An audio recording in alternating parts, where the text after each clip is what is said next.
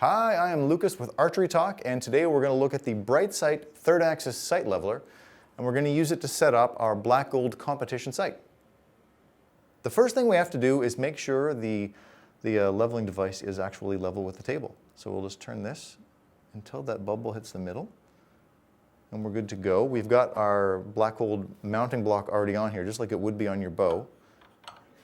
Then we just slide this on there. Oops, a little tight there. Slide that in there to wherever you're going to keep it on your bow. I'm going to go in the number 9 position on mine, I think. Sorry. Cinch that down real tight.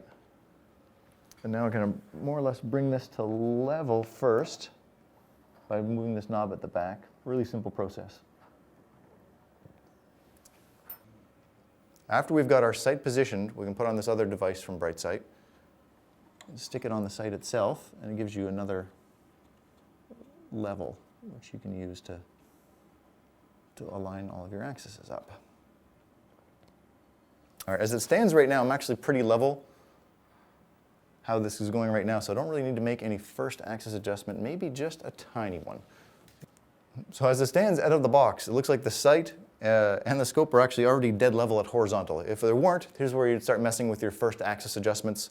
You'd make an axis change and make a little move in there to make sure your bubble is in the middle on the actual unit, the one on the dovetail on your sight, and the one on your actual scope. Right now they're all like that out of the box, which is handy, but not great for demonstration purposes. But otherwise, we just make a quick minor first axis adjustment until you get those things set up.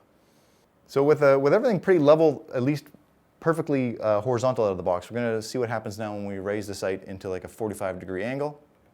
More or less, doesn't have to be exactly 45, but just kind of a bit of an upswing. And we're still pretty level right here, but our scope is just off a hair.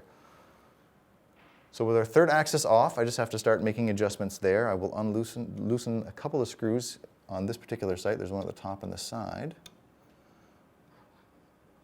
And then I can start making adjustments. I think I need a bigger one there. Sorry. There we go, and I do that, all of a sudden, my third axis has changed, and this is now, bubble is right in the middle. We can check again now by dropping it down. So we'll lower this on the table a little bit, and lower it down there, and bubble's still there. So normally, it's not quite this easy, but this sight, it came out from the factory pretty much bang on as far as level goes. It made a small third axis adjustment, but now we're pretty good when the scope is down, when the scope is up, and when the scope is horizontal. So that means when we go out in the 3D course this year, we can be pretty confident that we're not going to have any lefts or rights when we're shooting uphill or downhill shots. Again, at some point with another sight, you probably have to make some first axis and second axis adjustments to get everything perfect. But again, this thing really is a lifesaver with getting your sight set up for 3D and for field use, where you're going to deal with up and down shots. It's a great device to have, and I've been using it on all of my sights, and now this is the first time I've got a chance to use it on the black gold. This was the easiest one I've had to use, which is great.